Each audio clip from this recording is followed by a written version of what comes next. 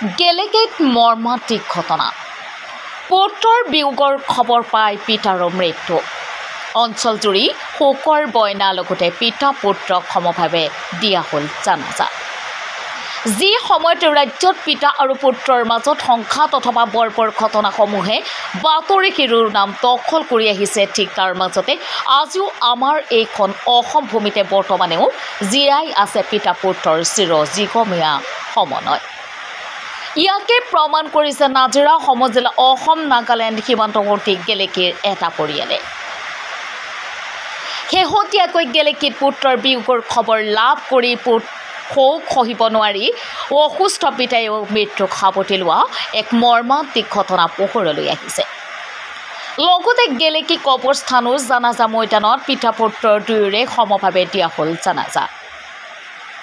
গেলেকীৰ নিবাসী মিনাৰুল হুছেইন ব্যৱসায়িক সূত্ৰে অস্থায়ীভাৱে আছিল মাৰ্ঘেৰিটা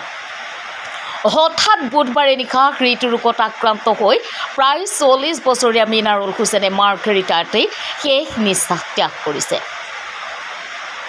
মিনাৰুল হুছেইনৰ বিয়োগৰ খবৰ পৰিয়ালে লাভ কৰে যদিও শাৰীৰিকভাৱে অসুস্থ পিতা শ্বৰিফুল হুছেইনক জনোৱা হোৱা নাছিল পুত্ৰৰ এই বেদনাদায়ক খবৰটো কিন্তু পিতৃ শ্বৰিফুল হুছেইনে নিজৰ গৃহত নিশা সমাগম হোৱা লোকৰ মুখ দেখি অনুমান কৰিব পাৰিছিল যে নিশ্চয় কিবা অঘটন ঘটিছে প্ৰায় 69-70 বয়স অতিক্ৰম কৰা পিতা শ্বৰিফুল হুছেইনে ঘটনাৰ সবিশেষ সমান পাই লগতে অসুস্থ হৈ পৰে পৰিয়ালৰ লোকে তথাতৈয়াকৈ পিতৃ শ্বৰিফুল হুছেইনক লিগিৰি পুখুৰীস্থিত কৰ্মচাৰী হিতেশ্বৰ শইকীয়া নাজিৰা মহকুমা অসামৰিক চিকিৎসালয়লৈ লৈ যায় যদিও চিকিৎসালয়তে চিকিৎসকে শ্বৰিফুল হুছেইনক মৃত বুলি ঘোষণা কৰে এতিয়া এই ঘটনাই প্ৰমাণ কৰে যে আজিও আমাৰ এইখন ৰাজ্যতে বৰ্তমানেও জীয়াই আছে পিতা পুত্ৰৰ চিৰযুগমীয়া সমন্বয় এফালে পুত্ৰ মিনাৰুল হুছেইন আনফালে পিতৃ শ্বৰিফুল হুছেইনৰ নিথৰ দেহ দেখি শোকত ভাগি পৰিল পৰিয়ালৰ লোকৰ লগতে গাঁওবাসী ৰাইজ সঁচাকৈ নিয়তিৰ এক নিষ্ঠুৰ পৰিহাস অৱশেষত আজি গেলেকী কবৰস্থানো গেলেকী কবৰস্থান ও জানাজা ময়দানত মিনাৰুল হুছেইন আৰু শ্বৰিফুল হুছেইনৰ জানাজা সম্পন্ন কৰা হয় শিৱসাগৰৰ পৰা ফাৰহান লস্কৰৰ প্ৰতিবেদন নিউজ 80 অসম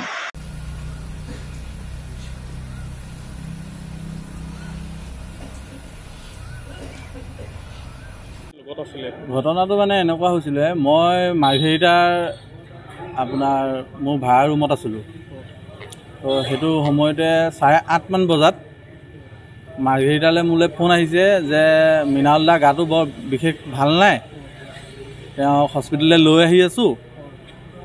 মিনাৰুলদাৰ লগৰ সম্বন্ধীয়খিনি লৈ আহিছিলে কামৰ লগৰ সম্বন্ধীয়খিনিয়ে লৈ আহি আছিলে তো মই ক'লোঁ ঠিক আছে আপোনালোক আহক মাৰ্ঘেৰিটা কোনখন হস্পিটেলত আহিব বোলে সিহঁতে কৈছে চেৰিছ হস্পিটেলত আহিম বুলি কয় তো ঠিক আছে চেৰিছ হস্পিটেললৈ আহক মই ডক্টৰ আছেনে নাই খবৰ কৰি আহোঁগৈ গৈ মেলি মই ডক্টৰ খবৰ কৰিলোঁ ডক্টৰ থকা জানি পাই মই মাৰ্ঘেৰিটা থানা হেৰিখনৰ হস্পিটেলৰ সন্মুখত ৰখি থাকিলোঁ সেই সময়তে সিহঁতি আহিলে আহি মেলি তেওঁৰ যিখিনি মানে ট্ৰিটমেণ্ট ল'ব লাগে ট্ৰিটমেণ্টখিনি লৈ থকা অৱস্থাত তেওঁ সুস্থই আছিলে খালি বিষত আছিলে তাৰপিছতে সেইটো নাজানিম নহয় অসুস্থটো তেওঁতো সম্পূৰ্ণ ঠিকেই পাই আছিলোঁ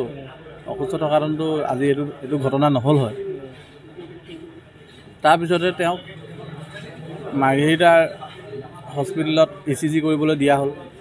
ডক্টৰে গম পাইছে ষ্ট্ৰকৰ কথা ECG কৰিছে ECG কৰাৰ পিছতে ডক্টৰে গম পায় মানে অতি শীঘ্ৰে ডিব্ৰুগড়লৈ প্ৰেৰণ কৰিছে ডিব্ৰুগড়লৈ যোৱাৰ আগত তেওঁ যিখিনি মানে ট্ৰিটমেণ্ট ল'ব লাগে সেইখিনি ট্ৰিটমেণ্ট লৈ আমাক সোনকালে লৈ যাবৰ কাৰণে ডক্টৰে পৰামৰ্শ কৰিলে তো সেই সময়খিনিতে আমি ওলাব লোৱা সময়খিনিতে আপোনাৰ ডক্টৰে এম্বুলেঞ্চত তোলাৰ পিছত প্ৰায় 10-15 মিনিট সময় 10 মিনিটমান সময় যোৱাৰ পিছত তেখেত মানে